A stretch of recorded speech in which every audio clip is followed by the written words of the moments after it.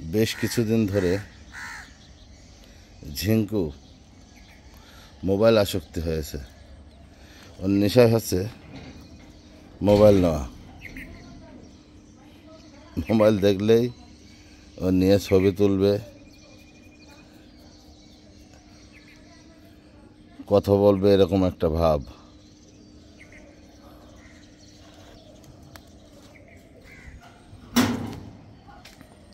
খোলার দরকার নেই, ও ওরকম ঝামেলা করবে না। আবার যে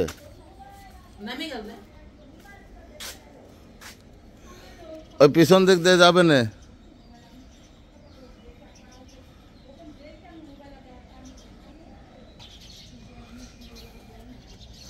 দে মোবাইল দে। অমন করিস কেন তুই? তোকে মারবে না সবাই? বলবে মোবাইল চোর। এগুলো করে? হ্যাঁ, এ কাজ করো তুমি? ঝিঙ্কু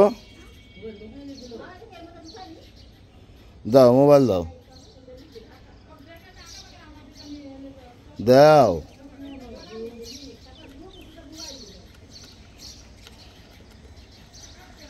কি আছে মোবাইলে? কি আছে? তুমি মোবাইল নিচ্ছ, মোবাইলে কি আছে?